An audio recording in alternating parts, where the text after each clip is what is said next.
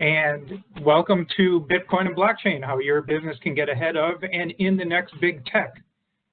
This is a webinar from the Chicago Minority Supplier Development Council, and I'm Joshua Gutstein with the MBDA Business Center. So the MBDA Business Center is a grant-funded entity that's within the council, operated by the council, and we give technical service, helping businesses find financing and contract opportunities. The council remains committed to the growth of minority-owned businesses, and part of that is the idea of bringing new ideas and bringing ideas in front of trends, and that's what we're doing with Bitcoin and blockchain. The reason why I wanted you to think about blockchain and Bitcoin right now is because it is in the news, and it's been in the news, from 2016, 2017, where it really burst onto the scenes. Now it's back in front of us. You hear about the bad side of it, about how they got onto Twitter and there was a big Bitcoin scan, and it defrauded hundreds of thousands of dollars using the names of Obama and Elon Musk and Biden and trying to pull Bitcoin out. But at the same time, this blockchain environment can be used, and Bitcoin and other coins, Ethereum and others, can be used, are being used by protesters around the world. And how are they using it? There's an art collective using blockchain to protest police brutality. There's a real magic to blockchain and its compatriot Bitcoin, that there's a possibility that I brought these people together, or really I brought Kathleen, and Kathleen brought all of her friends together for this presentation. Let me tell you about our panelists, and because you're going to be very excited to hear from these guys. These guys are real apostles for this vision of the future of the Bitcoin. And so let me start with Kathleen, our born and bred Springfield, Illinois compatriot, is a founder and technical director of ATOLLetc LLC. She's a federal lobbyist and consultant specializing in emerging technologies, guiding industries, private entities, and governments. ATOLLetc is a consulting firm collaborating with like-minded companies and individuals located all over the globe. She's the founding member and director of the think tank Public Affairs at Center for Infrastructure and Technology, and she's also on the advisory board at the Government Blockchain Association, or GBA, Africa, located in Cameroon. Advisory board works directly with the head of the GBA Africa on STEAM initiatives to bring educational resources to underserved areas. Her subject matter expertise includes emerging technologies, disruptive markets, and smart city futures. Kathleen is an advocate of blockchain technology, specifically to protect safety and soundness of the public. And I want to turn your attention to Kamea. Kamea Lafontaine is the founder and CEO at ATOLLetc. ATOLLetc is a blockchain-based app which gives presence in large innovative cities and major sporting venues throughout the world. It's a leading innovative application providing quick and anonymous reporting to ensure public safety. Based in Canada, ATOLLetc has a blockchain-based program that traces the source of goods. In addition to being a strong accountability tool for regulators, Kamea's app is vital in events of tampering or other contamination. He's an experienced entrepreneur with a demonstrated history of working in the consumer product and SaaS industry, skilled in software development, agile development, management strategy, executive leadership, strong business development professional. He is also director of Indigenous Affairs of the Canadian Blockchain Consortium. I'm telling you, these are the real deal. Lourdes Miranda is our final all-star that I'm going to introduce. Lourdes is a cyber with many, let me give all the initials after your name, Lourdes, CAMS, CFE, and CTCE. She's a cyber and threat finance investigator and analyst and risk manager who has been an analyst for the CIA and FBI with over 20 years of experience in financial crimes investigations and intelligence, in the last 3 years in blockchain and cryptocurrency cryptocurrency. She's cyber profiling, and enterprise risk management, forensic accounting, fraud investigations, and so much more. She is now the compliance officer at Metal. Metal is a cryptocurrency exchange, and Metal Pay is the app on the phone. So consider, if this sounds interesting to you, you can sign up, and I fully endorse Metal Pay. Thank you. They didn't give us any money to say that, though, so keep that in mind. Lourdes is a leader in managing operations and collaborating with relevant parties in reducing operational risks and monitoring and analyzing raw intelligence to identify, disrupt, and dismantle illicit financing operations to determine validity of the threats for driving collection, generating leads, and fusing intelligent gaps. She's been interviewed by CNBC, participates in podcasts, as a frequent speaker, and is a blockchain and DLT trainer. I'm so pleased to introduce you to these guys and bring to you the greatest possible introduction to blockchain and Bitcoin. So with that, I turn it over to you guys. Kamea?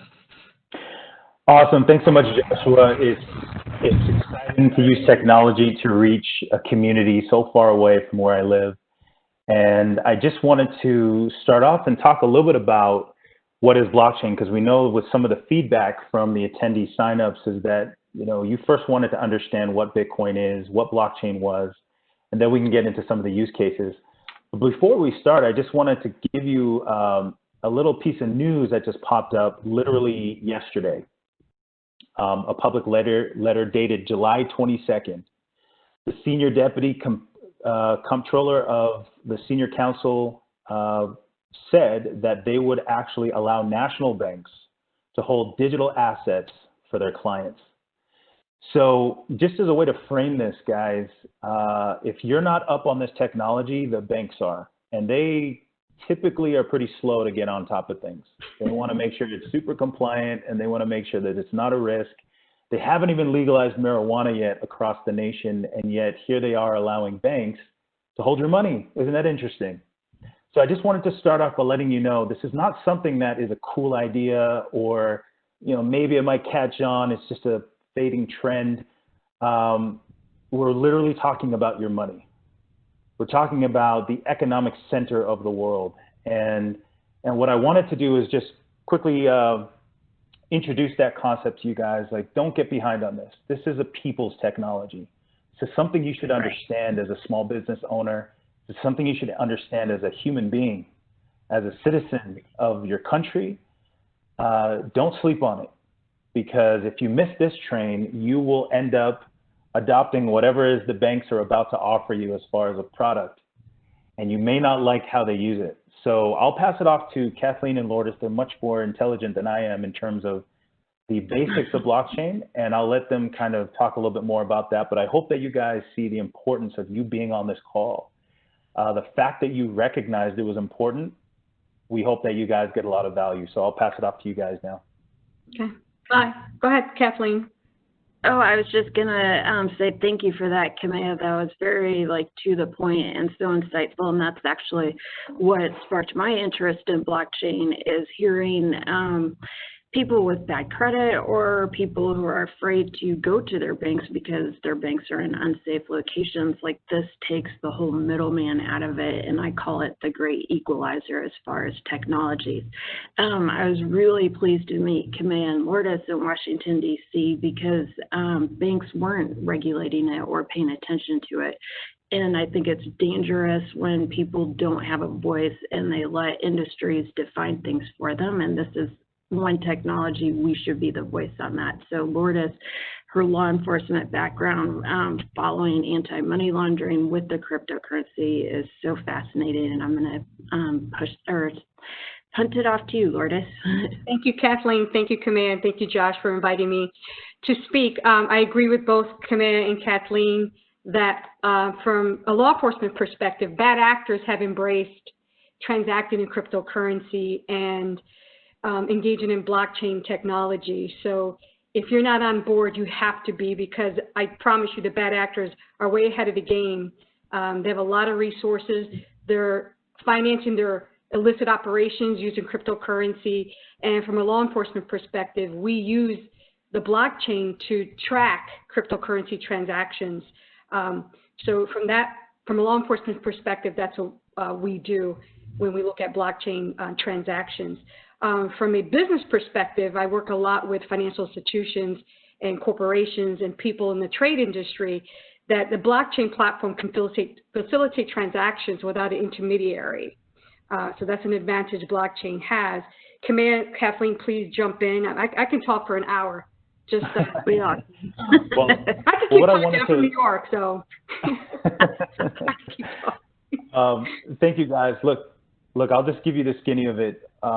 My first experience with blockchain was back in 2016 when I sent some money overseas, and it took about 10 minutes to confirm on the blockchain, and they got their money. And I didn't have to talk with a bank teller. I didn't speak with any individual. And there was the sense of freedom that we all seek for in our lives, to be able to speak our mind.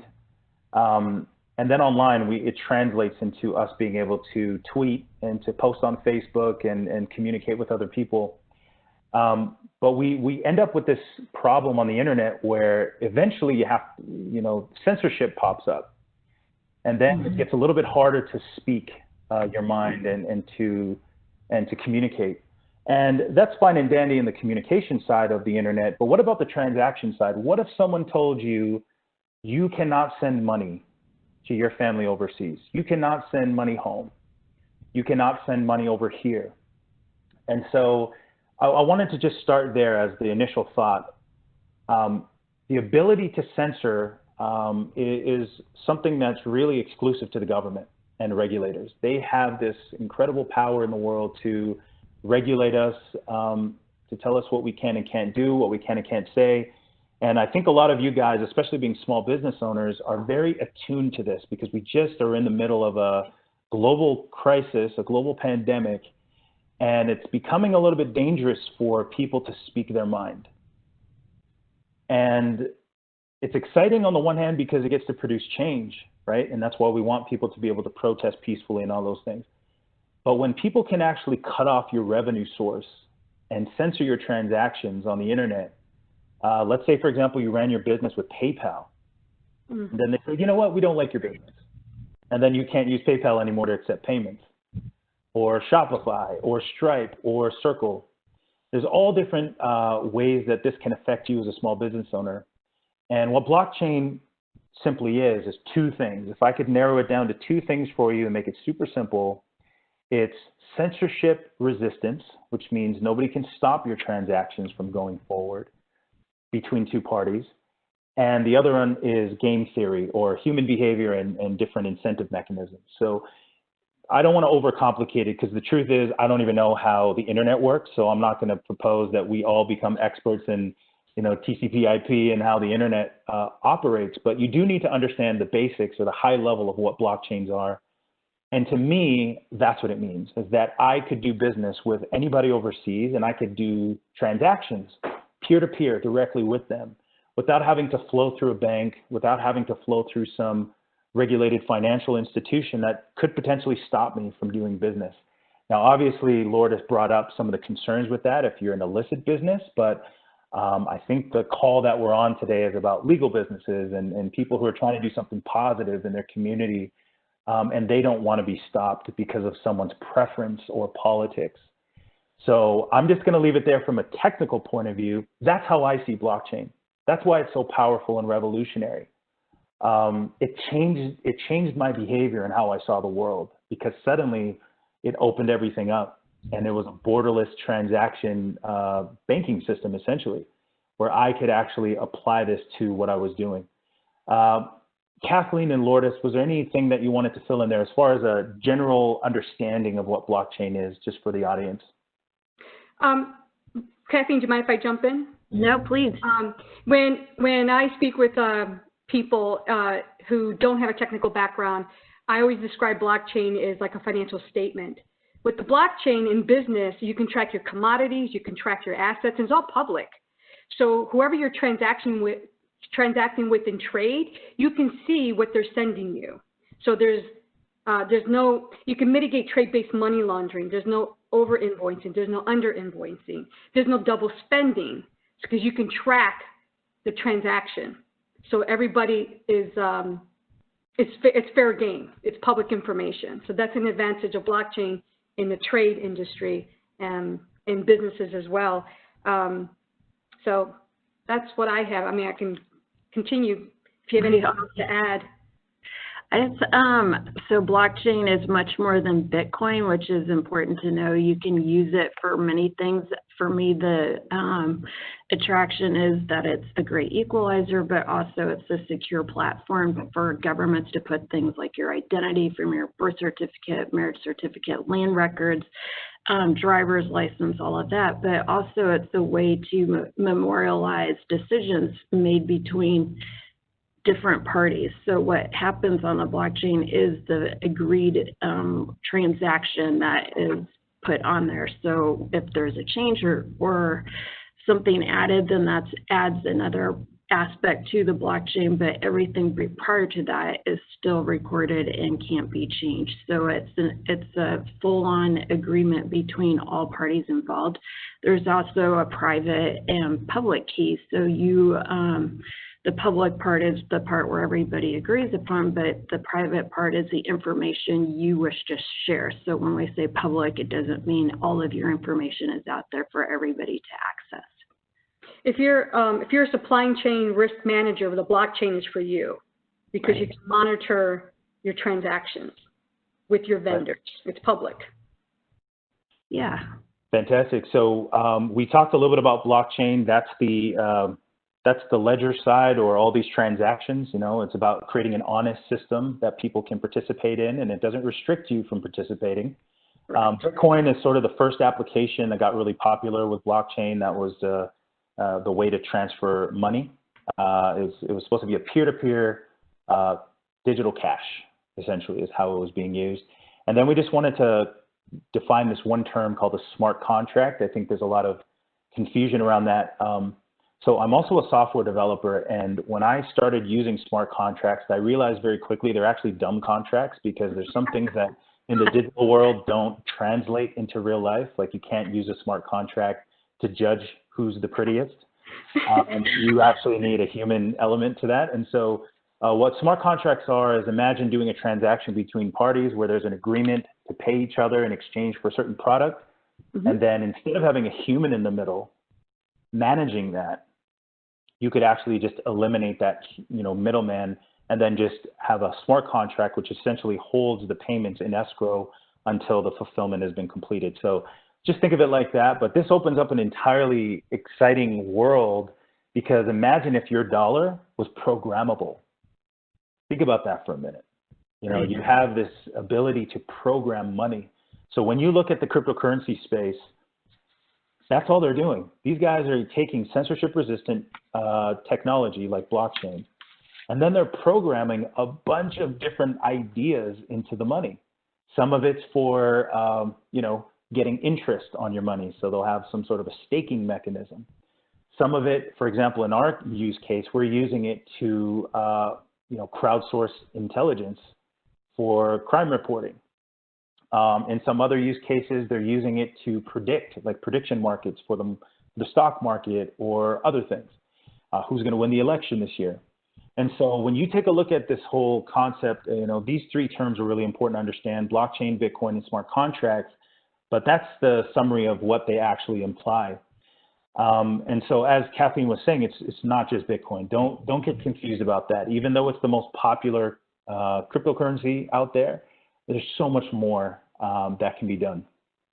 So, Kamea, I was just going to jump in and offer that the blockchain, it's the blockchain, just so that folks know that when you were talking about a ledger, isn't it true that the block is made up of the lines of the ledger? A certain number of these lines makes up a block, and then then more transactions get into another block that are linked by hashtags one to the next to the next. Is that correct? Yeah, absolutely. And Joshua, you're spot on with sort of the technical description of this. It's like a long trail of truth, and they all stack on top of each other. And so if you're going to manipulate one transaction, you have to manipulate all the transactions. And that's why blockchains are really good at maintaining integrity and being used as a central source of truth, because you keep stacking more truth on top of another, and it becomes almost impossible for someone to hack that. And so the financial incentive to hack a blockchain like Bitcoin's, and I'm not saying all blockchains are created equal, but one like Bitcoin's would be incredibly expensive and simply not worth it. Right. Any other thing to say, Lourdes or Kathleen? Yeah, I think there's a lot of speculation on whether or not blockchain is worthwhile or worth pursuing, or if it's here to stay. And I have to say, one of the things that really sold me on this and really drove this home was at the Milwaukee Blockchain Conference in 2018, where the keynote talked about these countries that have been totally war-torn and had everything stripped away from them. So their land, their currency is obsolete. They have no proof of property or anything, no identity. So they're in refugee camps.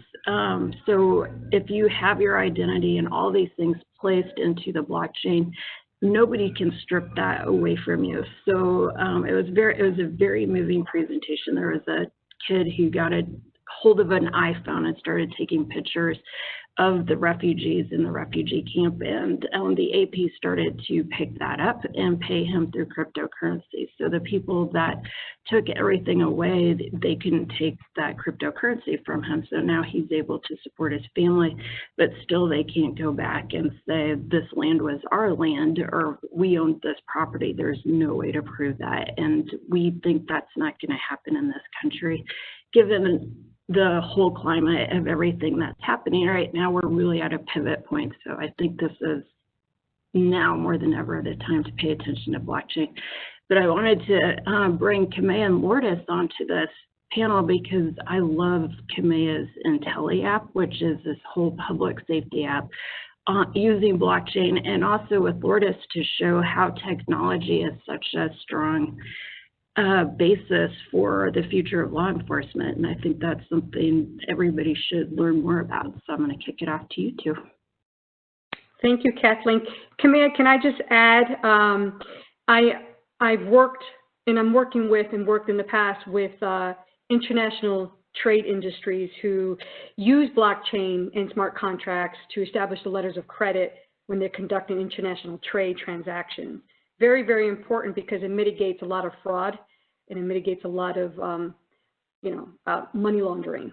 So, yeah, absolutely. Actually, we were talking with some individuals from New York for their emergency response task force, and they actually got a call during COVID-19. It was from a venture capital firm, and they claimed that they actually had 30 million masks sitting at the LaGuardia airport, ready to be sold to the city.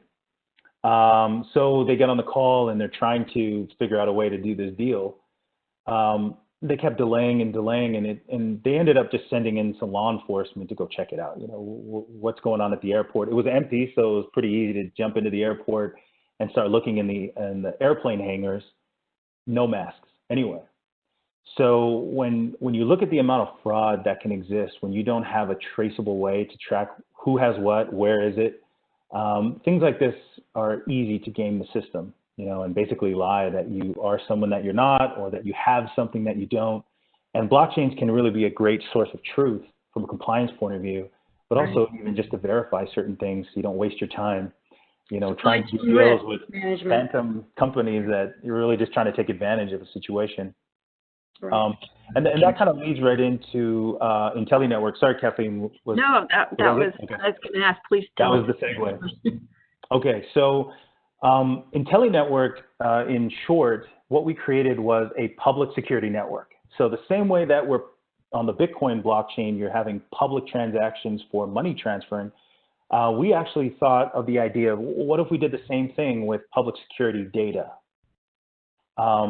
Majority of the data out there actually comes from you, the citizens. And so the question is, why don't you get to see it? Why is it not easily accessible for you?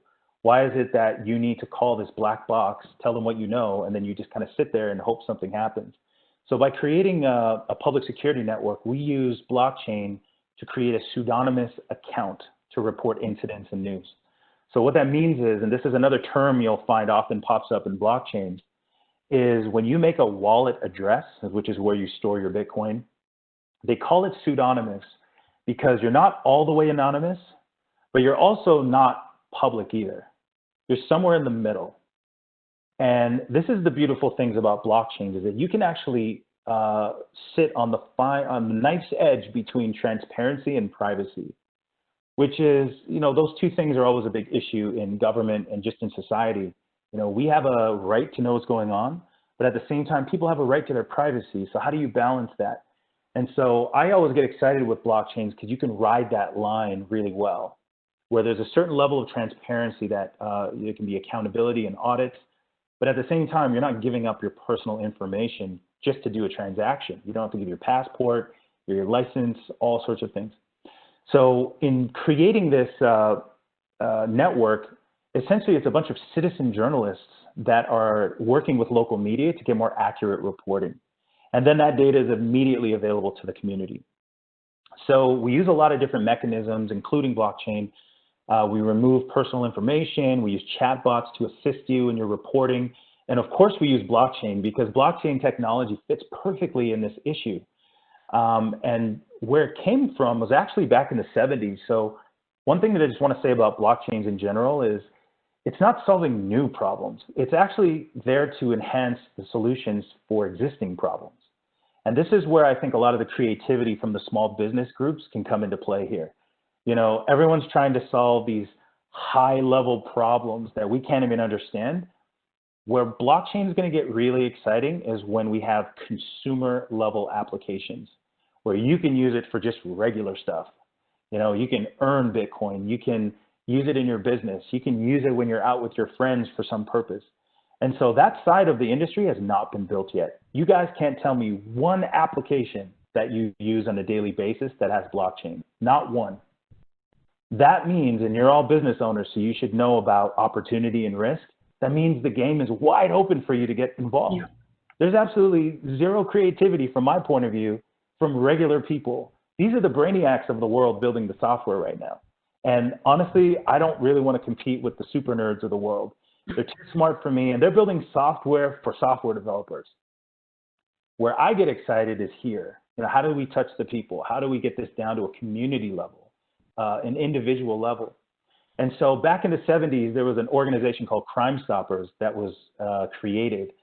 And they identified the two main reasons why people don't speak up. And they were fear and a lack of incentive. And so as we started to develop this idea, we also realized that media and the police, they kind of have a little bit of a bias in their reporting. I don't know if you guys have seen that at all, but there's a little bit of a bias with government, a little bit of a bias with law enforcement, and then of course media. And then if you go on social media for your news, then it's just, what is your uncle and your aunt saying about their opinion on a particular story? So you're kind of stuck in this world of a lot of information, but not a lot of signals that you can trust. And so what we try to do is directly connect witnesses on the ground who know something about these issues with you so that you can actually get the direct information that you need. So our vision is to be a trusted network, trusted news. We use blockchain to do a lot of that. And what's really exciting is that, governments are starting to realize after, during this protest season, is that the community wants to get more involved with their solutions. They just don't think that Donald Trump has all the answers for their local community. And so they want to actually have some level of control over the data that they're producing so that they can come up with their own solutions. So that's Intelli Network in a nutshell. And we're really excited about putting that in the hands of all of you guys so that you can have a direct impact on your community without taking a huge risk of disclosing all of your private information online. I'm always really scared for people when they, they give crime tips on Facebook, because it's like, man, you're putting a crime tip right next to your grandchild's picture. Right. This is really easy for criminals to look at this and go, look at that snitch, and then you're done, right? So there's a lot of issues with whistleblowing. They ruin your reputation, the media doxes you. There's all different kinds of issues around speaking up. And I just feel like the internet's a little different now, and we need to be more careful. So that's Intelli in a nutshell, and we're really excited about being getting a chance to put something friendly into the consumer's hand that's so highly technical. We made it so that it's just like tweeting. So that's what Intelli Network is doing. And I'll pass it off to Lourdes so she can tell a little bit more about MetalPay and the use of blockchain there. Thank you, Kamea. Metal is a cryptocurrency exchange that we work on the Bitcoin platform, the blockchain platform with Bitcoin. MetalPay is the actual app. You don't even, like Kathleen was mentioning, there are some countries that are unbankable, people are unbankable. MetalPay can provide those people who don't have a brick and mortar bank to bank using an app. MetalPay competes with like Venmo, Square, Circle, and the only MetalPay is different from other vendors is because we reward our customers with cryptocurrency when you make a payment. When you whether you use PayPal to send money to someone, you use Venmo to send money to someone. With MetalPay, the app, you can earn cryptocurrency. So if you're a little worried or concerned about or don't understand cryptocurrency, I would recommend using MetalPay because you can send friends and family money while earning in cryptocurrency, and just let it sit there. You don't have to transact. You don't have to worry about it. And MetalPay follows the Bitcoin blockchain platform, so you can always follow your transactions there. So that's MetalPay in a nutshell. We work with law enforcement, obviously, because bad actors use all platforms. So that's what I do in my division. I work with law enforcement and working on criminal cases with them. So that's MetalPay in a nutshell. Thank you. Awesome. And so maybe we'll shift over to the next part because I know we want to open it up for some questions. This last slide is really important because we also don't want to give you guys the false impression that blockchain is for everything, because it's not. Right. You know, this technology is emerging, it's new, and you really got to think through like how can we use this most effectively. You can't just use it as a solution looking for a problem. And so, you know, there's lots of pros and cons to this. And you need to understand the difference. And so I'll give you an example from the Intelli Network side. One of the drawbacks of blockchain is that it's a little bit slow right now. And so when you're trying to do transactions, there's a period of time where that database needs to confirm what happened. And so until they get the scalability issue solved, and some of them have made huge progress on that. It might feel a little bit slow, but the truth is we're getting closer to even the transaction levels that Visa and MasterCard can do. So some of these projects are actually blowing past existing centralized options for payments. And so I just want to make sure that we talk about a little bit of the pros and cons. One more con that I see from it is that it scares people. You know, it's just not normal yet. And people are often scared about the highly technical jargon that everyone uses. And I think that's why it's important to have conversations like this, because it's not as scary as you think. I'm just a regular dude. I don't have some like advanced math degree to understand and explain this to you. You can use it just like you use the internet, as long as the applications that are built don't get too complex. And so one more drawback that I want to talk about, then I'll pass it off, is this whole concept of be your own bank. So I would like to just remind you guys that being a bank is hard. You do have to be responsible to use the blockchain because if you lose your money, there's nobody to go after. There's no like CEO of Bitcoin that you can complain to, right? When you're dealing with open source software like this, you have to become more knowledgeable in how to protect yourself, you know, how to use it securely, how to remember your passwords and how to make sure that you put the right wallet address in to who you're going to send. So there's a lot of value in banks, to be honest. Like I really do see why they exist. I'm not saying they're worthless at all. I do think banks have a position in the world. But if you've ever wanted to take more responsibility of your money and not put it in the hands of other people, blockchain is the only way. So I'll pass it off to Lourdes and Kathleen. Go ahead and give some of your pros and cons to what you think about this industry. Can I jump in? Okay, I meant to bring this up. Another advantage MetalPay app has, we're FDIC insured. So a lot of people think if I make a deposit into a crypto wallet, I'm going to lose my money. That's not true. It's sitting there until, you know, you pass it on to someone else. But we are FDIC insured. So that you don't have to worry about with us. I can't speak on behalf of other vendors, but I can speak on behalf of MetalPay. So that's all I wanted to add, Kathleen. If Great you want solution. to jump in. Great solution, because people love a guarantee, and people make mistakes, right. right? And so that's why the insurance angle is brilliant. That's actually extraordinary that MetalPay is FDIC insured. That's amazing. So you're actually paving the way for that in that aspect. I have to say, I talked to Lourdes about this offline. With my background in blockchain, I have all these people messaging me on LinkedIn, offering me these great opportunities to become crypto traders. Don't do it. I think Lourdes has a lot more to say about that part. Like special licensure, you can't just be a crypto trader. Absolutely, absolutely. Yeah, I won't get into the criminal aspect of it because I can be here all day talking about it, but I agree with Kathleen, be very wary. Make sure, do your due diligence. That's all I have to say. Google the vendor, see what reviews you have on them. So yeah, if you don't understand crypto, I recommend don't trade, don't E-Trade. I'm not a trader. I'm not going to go on E-Trade, so don't trade with crypto. Yeah, I would say ignore those LinkedIn messages. Completely. This is Josh. I just wanted to drop in. Can you explain both sides of this lesson, Kamea? You had mentioned that the good news is it's anonymous, pseudonymous. The bad news is, as you show, it's a con also, that the blockchain is pseudonymous. Can you talk to that? Right. So there's some really great innovation in this space to solve this specific problem, because one of the reasons why our reputation is so important to us is because it has a certain social currency or value. So your reputation in the community is part of what helps you succeed as a business. Now, when you enter into a pseudonymous economy, it doesn't mean you can't share your identity, but it does expose you a little bit that you may be uncomfortable with. So there's technologies like digital ID systems that can actually allow you to use your credentials without sharing your credentials literally with people. So I'll give you a good example.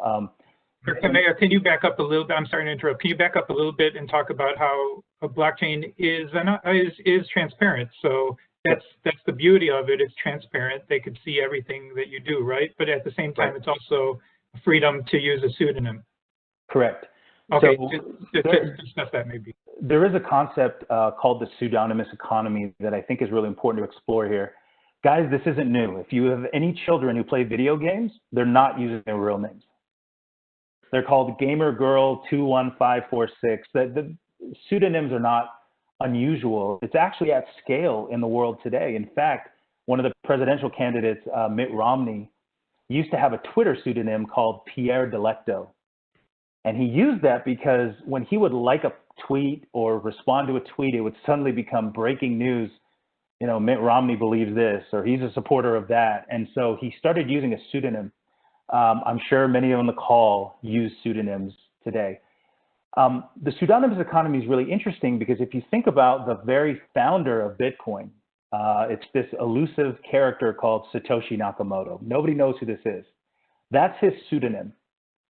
We don't know if it's one person or a group of people, but think of the benefits of that. Number one, Bitcoin was able to actually grow and mature without some personal attack on the founder. What if he liked cheeseburgers and everyone said, oh, someone who likes cheeseburgers couldn't invent something this brilliant? That's one of the downsides of sharing your full identity online. And so using a pseudonym actually has some really great advantages in the world. Another example is a lot of the researchers who are publishing during COVID-19 are now starting to publish under a pseudonym because their research is so politically charged, they get personal attacks because of their findings. And so a pseudonym actually has a lot of advantages nowadays. Not only that, why do people need to know how you spend your money, right? They don't with cash, and this is what Bitcoin was meant to mimic. The ability for you to spend your money in a way that people couldn't necessarily know what you're buying. and yet there's a layer of transparency where you can see the transactions that are going on. So now for the downsides. The downsides with using a pseudonym is you can't take advantage of the full-on reputation that you have, right? The truth is there's nothing better than a face-to-face conversation and looking in people in the eye and saying, I trust you, like the whole, you know, shake hands, this is a trusted transaction. And this is how a lot of us small business owners think.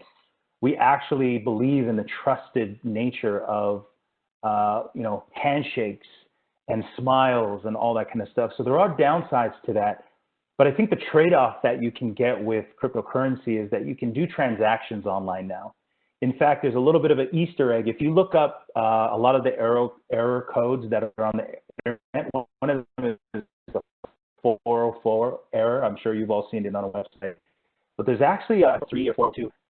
Transactions with money were supposed to be built into the internet a long time ago when it started, back in the 80s and 90s. And so we're finally starting to see this technology emerge. But even the government knows you have to encrypt this to some level. You can't just let everybody's financial spending and transactions exist publicly to that extent. And so this is where I think the pros and cons of Bitcoin and the blockchain really come into play. But it's also why pseudonym transactions are actually important. Because if you're buying something that you don't want your mom to know about, you might want to actually hide your identity. And this is just a reality of life, right? We expect privacy for certain reasons. And I don't think that's a bad thing at all. Does that kind of answer the question, Josh? Yes, it sure does. And I have a follow-up from Annette Harris. To Kathleen, you talked about the idea that you could put your birth certificate or even, you know, whatever, your deed up on on the blockchain. Her question was, this network, she wants to know who owns it and how is that more secure? You know, why is that impermeable to somebody hacking it? You know, why is that secure to put your information on the internet? Okay, so the first part is who owns it. That would be your information to own, but also it would depend on where you're getting that record from. So if it's from your county clerk or the hospital or whatever, that would be where you source that information from. So you can have pretty much like your own personal wallet, your ID wallet. And it's more secure because the coding on the blockchain is so great that the time and resources and energy to hack through that system isn't, it's not efficient, and it's just not cost efficient or time efficient for any hacker to waste their time to do that. Just to follow up on that, I think from a safety perspective with identities, in a previous life, I'm actually a dentist as well, and we have stored health records from people who are dead. Why? Why have they not shut off that information to our clinic, right? Right. And the same thing with blockchain is that if you can actually own your data and only open it up to the relevant party as needed, that's what we're really talking about here. It's for you to be in control of your own passport, health information, and share it with others who have permission to see that detail of information. So these are some of the exciting opportunities where you can actually securely store your information. Because look, how do you do it right now? You put it in your purse, right? Like let's be real. It's not like we're all super secure in how we handle our identification. We just put it in our wallet or our purse and hope to God it doesn't get stolen. So this improvement can allow you to store it digitally without all of those risks of it being hacked and exposed to the wrong people. Good. And about that idea of storing your information in a wallet, Kamea, you talked about the idea that there are no apps right now. It's an opportunity to build apps. But am I understanding correctly that our businesses could right now change their American dollar into a currency like Bitcoin? You know, maybe start up at Metal and get Metal Pay app and get into it and accept currencies, buy Bitcoin, send out Bitcoin or Ethereum or any of the other online coins, and then they could do that right now. There is no, when you were talking about there's a need for apps, what were you talking about? What's an additional service where we're not quite there yet? Because our businesses could adopt that right away. Absolutely. I think the financial side of the blockchain industry is the most advanced. You know, everybody's trying to solve the money problem. How do I do business? How do I send transactions and money? In fact, my children have an online store where they're selling their book, and it's on Shopify. And Shopify, as recent as last month, opened up payments to over 1,000 cryptocurrencies. So you can buy anything you want on a Shopify website using cryptocurrency today. You can do that through MetalPay. You can do that through all sorts of things. So what I was referring to was not necessarily the payment side of things, was more how else do you use blockchain for social movements, for data, for identity, you know, for security. There's all sorts of creative ways that it can be used for art, for example. We have a lot of artists that are using blockchain to track where their art originated, right? Because this is a big problem in the music industry. And one of my good friends, he runs a company called BeatDap, and they're using it to get royalties back to the artists. And they're using blockchain to verify that, yes, in fact, this should have been paid and it wasn't, that this is the owner of that digital piece of music or art or movies or whatever. And so that's what I'm talking about. The world is really open for those who are creative enough to think beyond digital payments. There's so many opportunities to take this and create new ideas and new apps and new ways to use blockchain to benefit society beyond just payments. But payments are honestly like a really big part of it, because it's a way to incentivize those systems to work. So, I think, oh, sorry. Go on. Sorry. I just wanted to add one quick thing to that. I think like Intelli's app is so great because it removes user bias in the reporting of just really anything. And I love how user-friendly it is. And then MetalPay, like, my gosh, it's FDIC insured. That's amazing. So once apps like that become more mainstream, you're using blockchain without even realizing it, and that's what's so cool Right. of what Kamea and Lourdes are doing. Correct. Kevin Swan asked, we're all aware of the price volatility of these currencies. How do businesses handle it who are using these currencies? Yeah, that's a really big issue. Part of the problem with that is such an early stage kind of industry. I think it's only like $280 billion. I mean, the gold market is $7 trillion.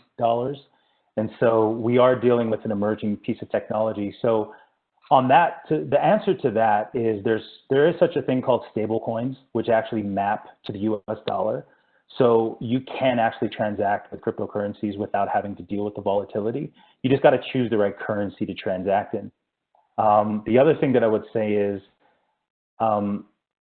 part of the reason why people invest in them speculatively is because of that volatility. So without that volatility, you wouldn't see the level of innovation that you're seeing right now. So look, investing in bonds is kind of boring, but investing in cryptocurrency is kind of exciting because your return on investment could go up by 1,000% within a week.